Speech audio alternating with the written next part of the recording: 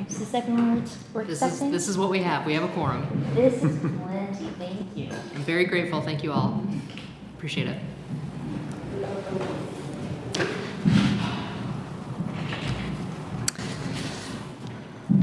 All right, and with that, I hereby call to order the Village of Riverside Planning and Zoning Commission regular meeting for Wednesday, July 22nd, 2026. And could you please call the roll? Commissioner Edelman? Here. Commissioner Hanson? Here. Commissioner Kirk? Here. Chairperson Hedigan? Here. We have a quorum. Our first item of business is approval of the regular meeting minutes of June 24th, 2026. Is there a motion to approve the minutes? Move to approve the minutes. Second. I also move we strike that I was joined 5 minutes late at 6:35, so it's not incorporated into the record. I'm kidding, it's fine. Move to approve. All right. It's still called out. Does anyone have any changes to the minutes? No. All right, Ann, could you please call the roll? Commissioner Edelman? Commissioner Edelman? Here. Commissioner Hanson? Aye. Commissioner Kirk? Aye. Chairperson Hannigan? Aye. Motion's approved. There is no one present for visitors, petitions, citizens' requests, and communications. Ann, could we please have the village board update? It's a very brief update. The board has not met since our last meeting, so I have no update. All right.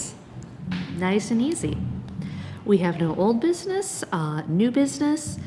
Our first item is to discuss zoning classifications and standards for car washes. Yes. So this item is not on the Commission's 2026 work plan. This came to us from the Village Board. The Village Board passed a resolution directing the Commission to evaluate zoning classifications and standards for car washes. And the resolution also served as a notice to the public of potential amendments to the code. This originally came before us because we had a request from a real estate agent who works with car washes to locate sites for new car washes in the area. He asked us what our car wash standards are, and currently the zoning code does not list car washes as a permitted use. And I'll speak to where it does speak to car washes in the code, but the Commission is not being asked for a final recommendation tonight. We're only asking for discussion and direction. If you have a clear direction, we would take that before the Village Board at their next meeting and state that the Commission has a clear direction. They would recommend moving forward to draft text amendments. Those text amendments would then be brought before you during a public hearing, and then reviewed by the Preservation Commission before a final decision by the Village Board. So we're just hoping for discussion and direction tonight, and if additional discussion is needed at a future Commission meeting, we can certainly do that. Car washes are not identified anywhere in the zoning ordinance, so they're effectively prohibited. So there's a standalone car wash has no pathway to develop in Riverside today. I just want to note that it's a stronger position for the village to create standards for car washes than to not allow them. Generally, it is a better for a community to not prohibit any otherwise legal uses. The better consideration is to look at the zoning categories where an otherwise legal use could be located based on the description of the zoning district, decide which district is appropriate, and then consider any negative externalities to adjacent properties that may be associated generally with those uses, and to create standards that would account for those negative externalities and make sure that they're limited to adjacent properties. That's our recommendation, and we'll look at the zoning districts where this could be, where car washes could be permitted, and the process by which they could be reviewed and the standards that we would use to review them. So we'll go to the first question before you, is should car washes be allowed as permitted or special uses in any zoning district? So we'll review the two business districts in the village, and I included maps of those districts in the packet. And just as a real thumbnail sketch, if you start with Harlem Avenue on the eastern edge of the village, you'll see we have the B1C district. The B1 districts are along Harlem Avenue and slightly on Ogden. And so the B1C district includes starting here with the Citgo 7-Eleven on the corner of 26 in Harlem. Moving down, there's townhomes here. This is a multifamily development. And then the Starbuds dispensary, the Shining Smiles development, and the gas station on the corner of Harlem and Long Common. The southern district of B1C, so this is the southernmost boundary of the village here. You can see that's Berwyn over there. This is the Loyola building, a former office building that's being redeveloped, and I believe a restaurant here. The other B1C districts include B1TC, which is a transitional commercial district. So you're transitioning from the commercial uses on Harlem down towards the multifamily residential uses down here on Burlington Street. So these are B1TC. And then there's one development of B1TC at the corner of Cowley and Burlington. And then moving to B1TOD, that's transit-oriented development. And we'll look at the purpose statement of that shortly, but you can see that it's just on the edge of a multifamily zoning district there, moving to B1TOD down Harlem to East Burlington, down East Burlington through Quincy, and down to Lawton. So those are the B1 districts. B1 refers to the commercial district on Harlem. B2 is our central business district. This is downtown. And you can see the B2RC is retail core. B2MU is mixed use. And you can see the B2RC areas and B2MU here. And the RC and B2 mixed use. And you can see mixed use includes residential. The B2 also includes public use areas, PU, which is here, we're in the Village Hall here, there's the library, Centennial Plaza, and Guthrie Park there in the train station. So those are the areas of the business districts. And returning to the purpose statements, so the purpose statements kind of guide us to what type of development would be compatible in those districts.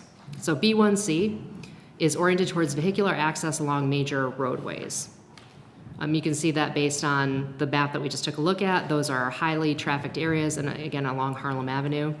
That transitional commercial area that we looked at is a lower intensity transition area. There's some offices in that area. I think there's a salon and some multifamily.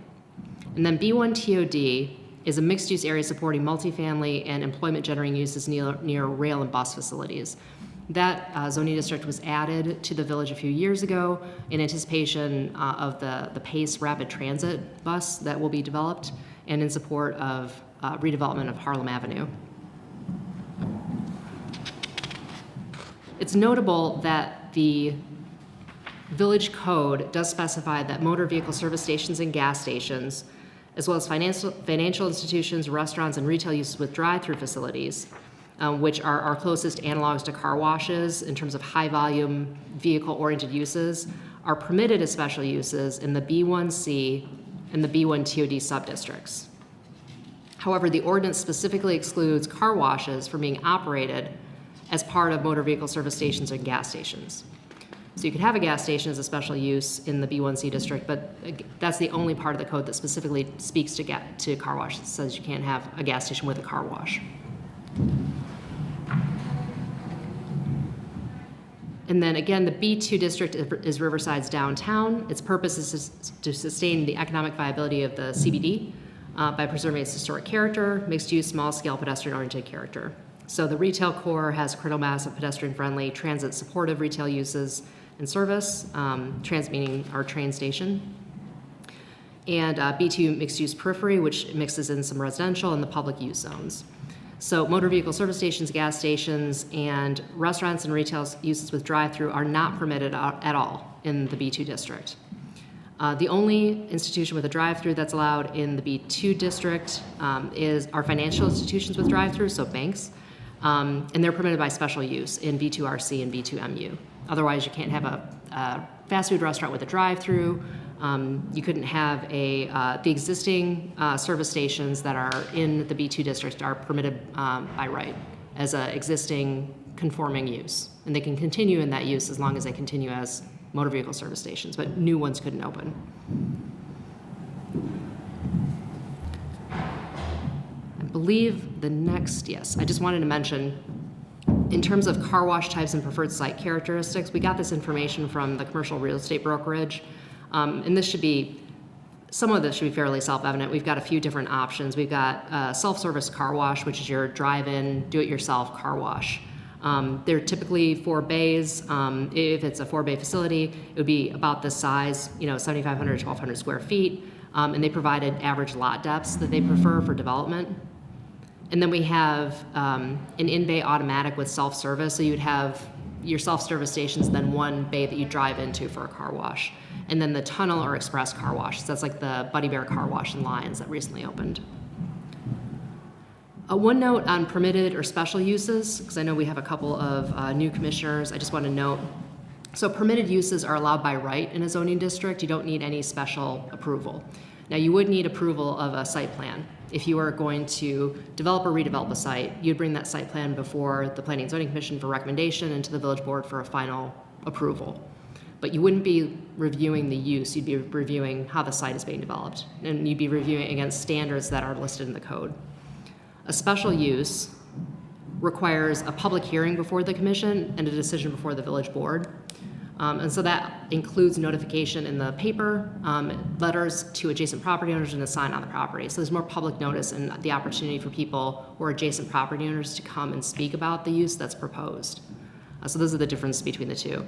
There are standard criteria that are reviewed during the special use review. So with that in mind, with the maps in front of us, and I have pulled up here an aerial photo, we can review the area starting with the B1C district here. That's the 7-Eleven Citgo at Harlem and 26th Street. I'd like to address the first question, which is, should car washes be allowed as permitted or special uses in any of the village's zoning districts?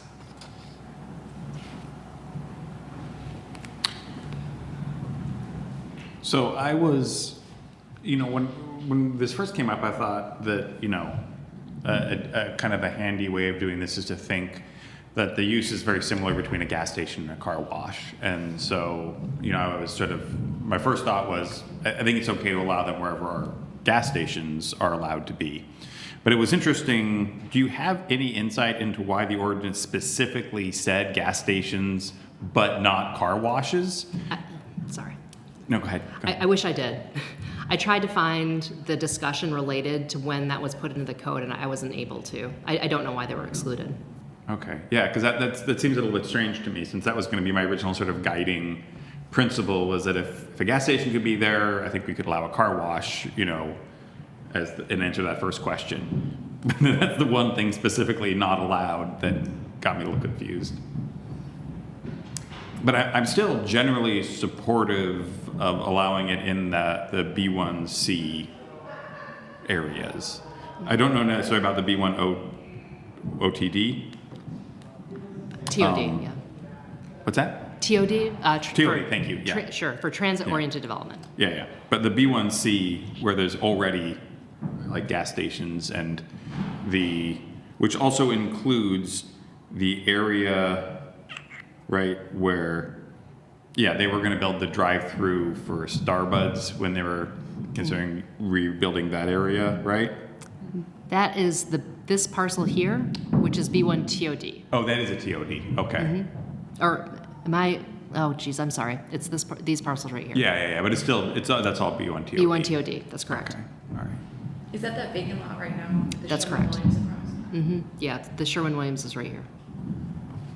So I agree that it should be in my position, or at least my thought is it B1C, but it needs to be a special use permit. And I think that would be consistent with how the code is currently drafted right now, where you have gas stations and other commercial buildings requiring a special use permit. And I would think that this would be in alignment with how it's originally drafted right now for those other businesses.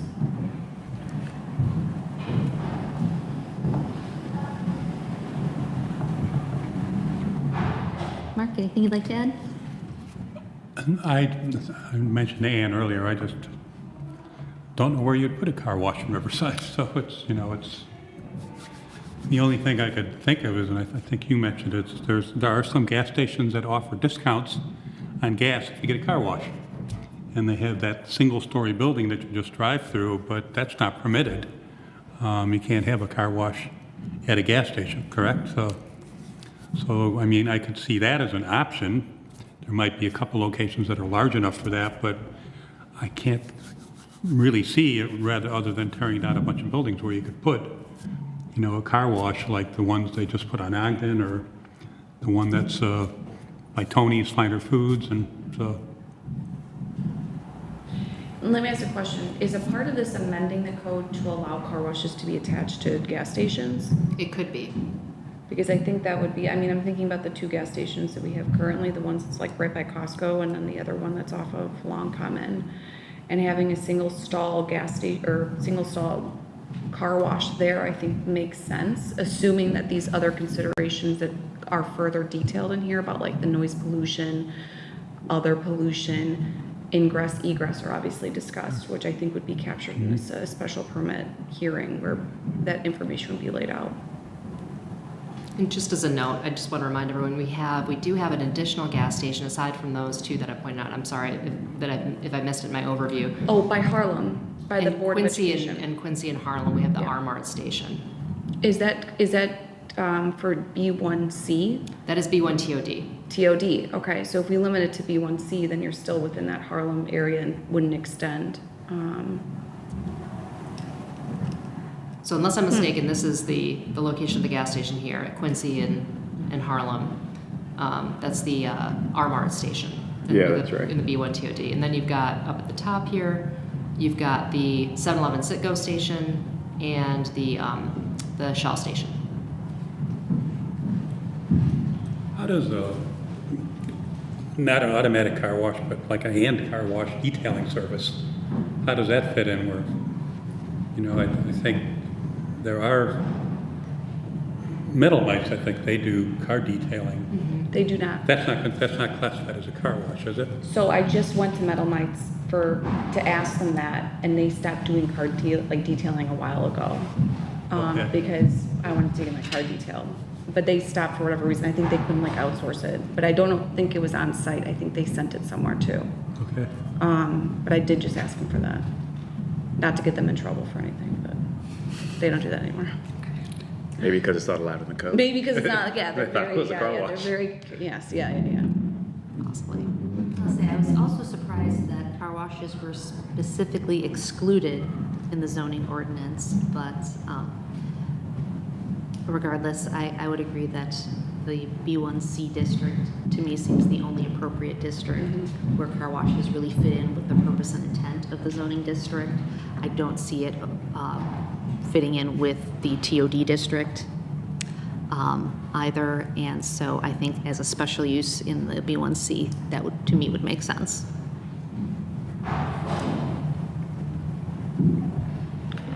Do you know, does the village receive any complaints or anything from residents who live near the T1C about, districts about gas or cars moving in and out?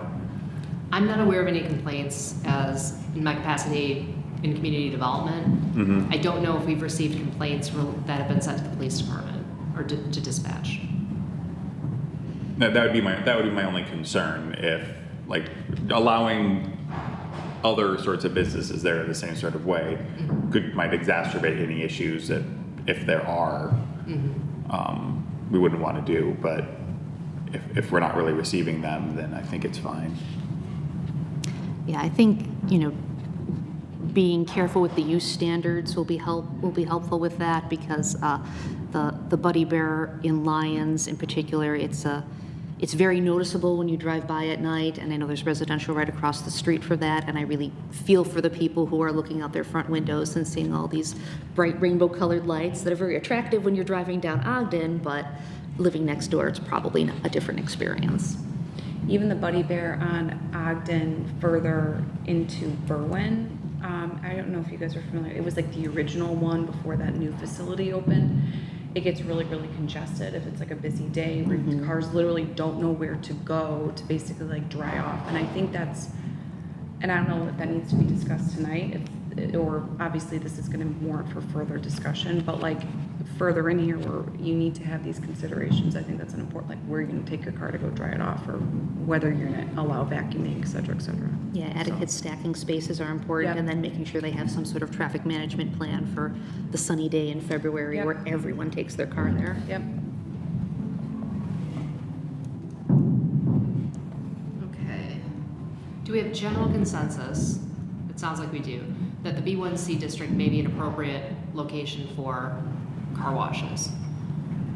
say Yes. yes. Do we have any, and we're generally not in favor of allowing car washes in the B1 TOD district, which would be the other logical choice given gas stations and other drive-through facilities. Is that correct or no? I would not support it in the B1 TOD. Correct, I would not support for TOD. I agree. Okay, great, thank you.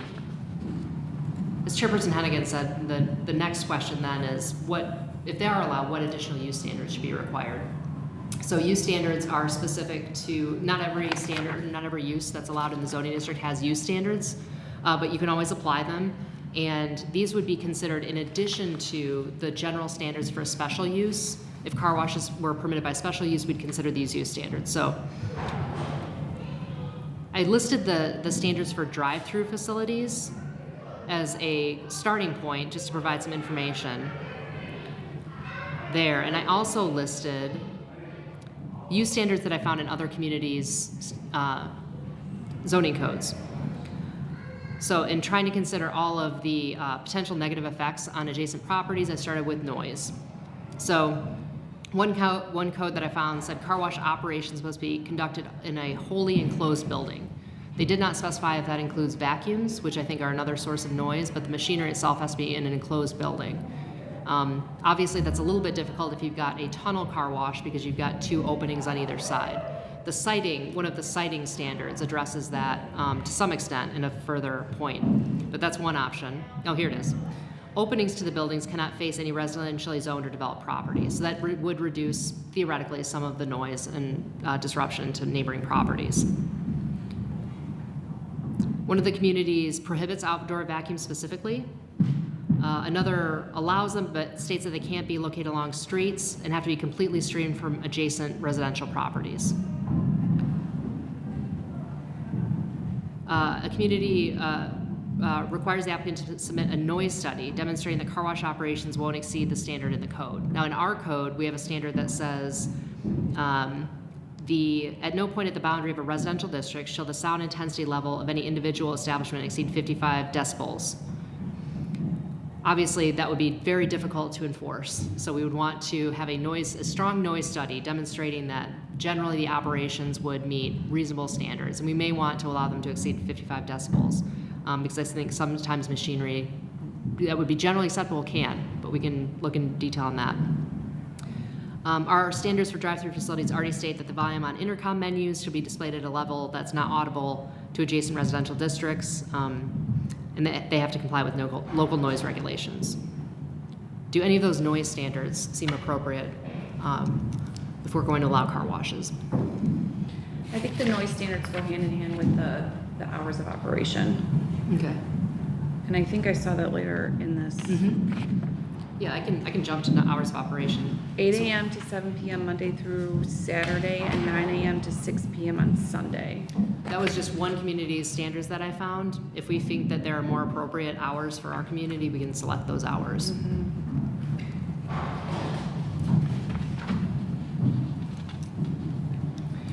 Going back to the wholly enclosed business or the wholly enclosed building, I guess the definition of wholly enclosed would not consider like the Buddy Bear that has the two openings, or is that a wholly enclosed facility? I wondered about that. So I'm familiar with some of these operations, the tunnel operations. They do have a door on one end that raises and lowers to try, especially near the vacuums, the auto vacuums to dry off, but they don't have one on the other end. So when you enter, there's no door that lowers and opens. I suspect that if you have that door, that would be considered wholly enclosed, but it depends on your interpretation. The other option could be that this refers to could refer to, as Commissioner Edelman suggested, a detailing operation where someone has a warehouse, they bring cars in, they're completely within the warehouse, they detail the car, and they, allow them to leave. And I guess that would exclude those self car washes. They would entirely. Yes. I do think that from a noise standpoint, it's important that someplace at least have a door that can close if it's facing a residential property, which you can't do with a self-serve car wash, but all the tunnel ones that I'm familiar with, when they're very busy, you never see that front one closed, but it's usually there. The issue, though, is, as you brought up before, is that there's not really a lot of space in here for a big tunnel one either way. So it seems like if there was going to be one, it's going to be either self-service or sort of one stall thing, not a tunnel one, just because none of those sites are really big enough for anything like what's on Ogden. And so I think if we allowed them in this restricted districts, but then provide these use standards that basically make it possible to build the thing that would actually fit there, I don't think it's sort of self-defeating. So I think, you know, I think with the use standards in this sort of situation, I would support some things that like a little bit vague, so it gives the chance when it's being reviewed to really kind of Nail down. judge that specific situation how it needs to be. You know, so saying that it has to be a noise, you know, a noise study that has to be done, and that it would be, you know, that they would reduce noise to a reasonable level at the, you know, something like that. So we're not set at a certain number, but it's sort of up to, you know, when they come up for the special use, the neighbors and so forth to judge that. Yeah, and you just write it just like it would be the, like noise considerations, et cetera, et cetera. Okay. Because I don't know, like to me, the challenge here is like all these seem reasonable depending on the situation. You know, where I'm like, oh yeah, no, I would, these all make sense, but I don't think you want us to put all of these because then it basically makes it almost impossible to build one. So I think if we're behind and okay with them building in the commercial district, making something that's a little bit more vague, so allow us to to give us some freedom if they came up for a special use would make sense to me.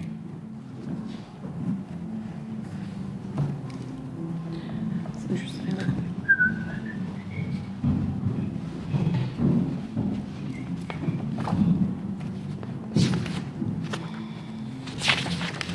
It's like the dancing has started. Like, so you see this B1C right here? I think that's the only area that you could possibly build On Ogden? on Ogden. Yeah, that's the parking lot for the Loyola building right now, Yeah. mostly. So is Loyola leasing this out and then they can, we don't know what the title of the, Oh, sorry. Maybe Just trying to Loyola find could that. start There we getting go. into car washes. yeah, seriously. This does seem like the most likely location. Right. I will say, I would never presume to understand what a developer might do in the future. So a highly motivated developer could assemble properties in the districts and build something. So I would want to make sure that we don't base our standards on the assumption that we know how the development will be executed, and just assume that any car wash of any type could be developed within that district. I think recognizing the development constraints that our commercial properties have, it might be good to keep things on the vaguer side and simply require that noise study be provided and a parking study demonstrating appropriate queuing be provided, and those can all be evaluated as part of the special use process to determine if it's appropriate at that given location.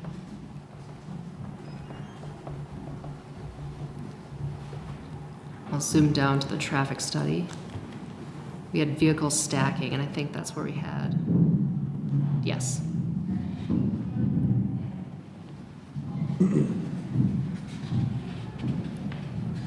Because, you know, obviously the queuing we would want to see for something like a Buddy Bear is very different from a queuing that would be associated with one that's tacked on to the Shell station.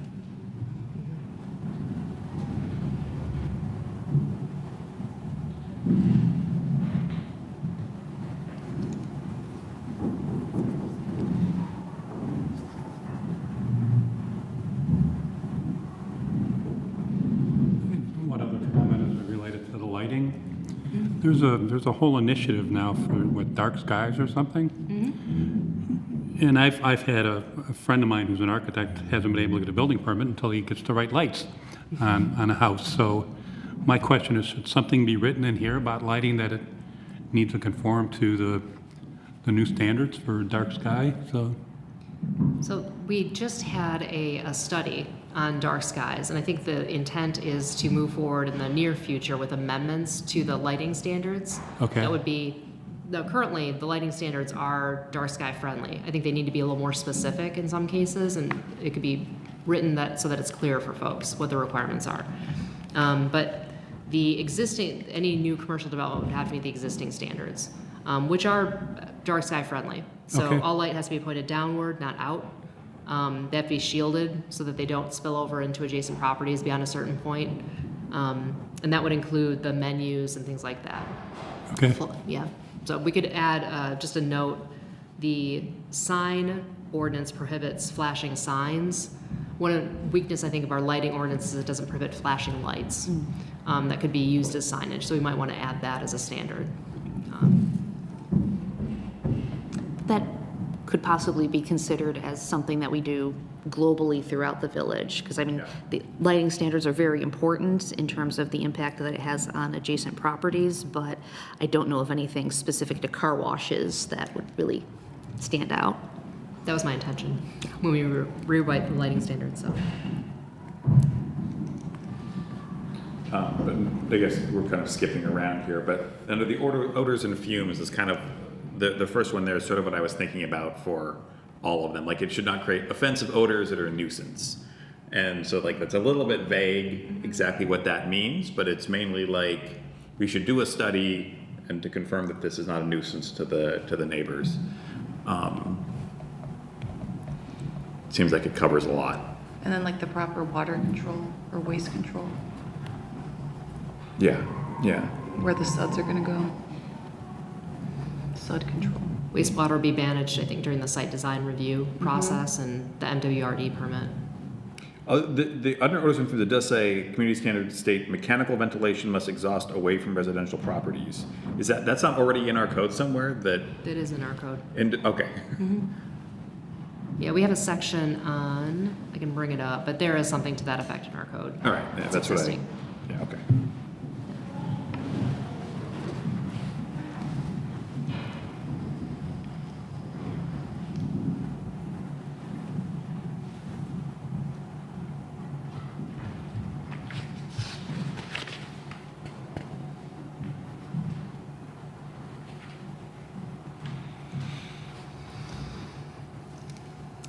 And are these standards that we're talking about, these would be in addition to the standards for drive-through facilities?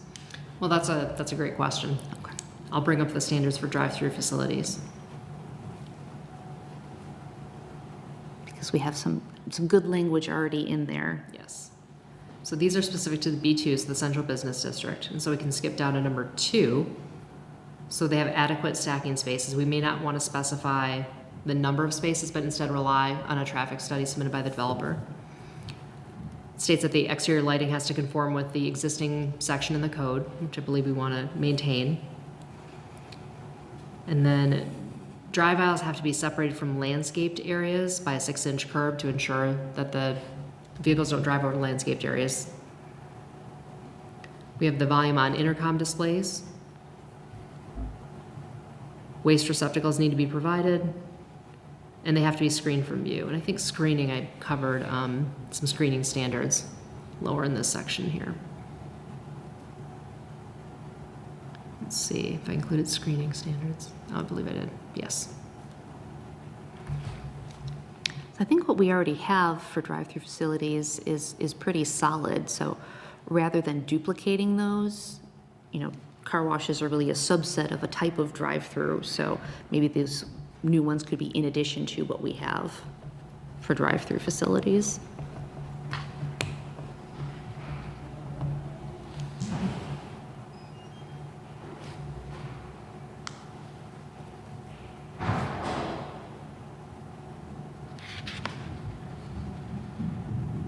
Yeah, I think that sounds good. That makes sense to me. Good. Any other agree. thoughts or direction you need from us, Ann? I think I have the direction I need from you. Wonderful. Do you think, it's your preference, I can draw up standards, bring them back to the commission. I know we're missing 3 members of the commission, and they may want to weigh in. So it may be beneficial to draw up standards, bring it back to the commission when we have more members attending the meeting, and have a deeper discussion before presenting a final recommendation to the village board. Yeah, that sounds like a good idea. Okay. All right, I will do that. Thank you very much. I appreciate it. Thank you. Thank you. All right. Our next and final item then is to review the proposed 2027 Planning and Zoning Commission work plan. Yes, we've listed, and it's, obviously, we're creating this without having the benefit of completing 2026, but so far in 2026, we have our accomplishments listed, and this does include some from 2025 in the fall, since our goal years overlap with our planning.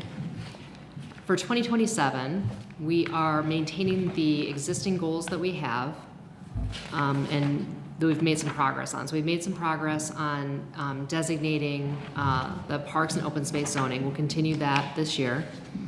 And then we have the goals that we developed last year that we're going to work on in the future. And we had prioritized the first 6 goals. Now I think it's still the first 6 because I think we added this in. So these first few goals are prioritized in order that we'd like to address them. So the next issue that we would address, unless something comes up before the commission that's directed by the village board, after the parks and open space zoning, we would consider driveway widths for single-family homes, and that's specifically with single-car front-loaded garages. For those who are new to the commission, this is driveways and garages have been a topic that we've discussed quite a bit. There was a request to consider potentially allowing additional parking for certain lots if a home has an attached single-family garage with a single driveway. Currently what the code says is the driveway can be no wider than the garage. So effectively what that means is you have a single car garage and then a line of cars stacked in a row. There's some desire, and there are some non-conforming properties that have an additional drive aisle to the side to allow double stack parking. There's some desire to consider the standards, especially on larger lots, to see if they could create that additional parking area for practical purposes for those homes. So we want to consider that, potentially amending the code for that. I'd like to review and revise the standards for fences to add clarity. And then the village's site lighting standards, that might actually be moved up as a priority by the village board based on the dark sky study. And then we have considering the implementation of incentives and bonuses to incentivize permeable surfaces, green spaces, trees, native grasses, and native vegetation. We have evaluating the mitigation requirements for the removal of parkway trees to ensure long-term sustainability of parkway trees. And evaluating standards for parking lots to reduce unnecessary impervious surfaces. Then we have considering street yard encroachments and other encroachment standards. Street yards are the area between the point of the building foundation closest to the street and the street. So effectively your front yard. So we want to consider making sure that we understand what encroachments are allowed in the front yard and other encroachment standards. And then considering reducing the minimum parking requirements in zoning districts for all non-residential uses within proximity of a transit facility. So schools like Central Hauser are not permitted to reduce their minimum parking requirements even though they're close to a train station. There's a request to evaluate the design standards for business districts, to evaluate whether the maximum height allowed in our main residential zoning districts for single family R1A and R1AA is appropriate. Consider revising the zoning code to permit second-story decks by right and provide standards for those structures. That's a fuzzy area of the code I'd like to clarify. Considering the definition of grade and how it's calculated. Evaluating the appropriate zoning for assisted living facilities and independent living. Evaluating the standards for home occupancies, and to review buffer yard requirements. If they can be reduced or eliminated where solid fences separate properties. So again, those first few are prioritized in the order that we'll be looking at them, and again, lighting might be bumped up the list. But does anyone have any comments or questions for the 2027 goals? Looks good. All right, we'll forward it to the village board. I'll say it's an ambitious program, but that's a good thing. Personally, I would like to see the site lighting standards moved up ahead of fences. And then looking at the minimum parking requirements, is probably in an okay place on the list, but needing to look at that in the context of the statewide legislation, the People Over Parking Act, probably not something we need to jump on right away until that all shakes out. Point taken. But yeah, other than that, I think it looks great. Okay. Any other comments? All right. That's all we got. Then, does anyone have any information to share?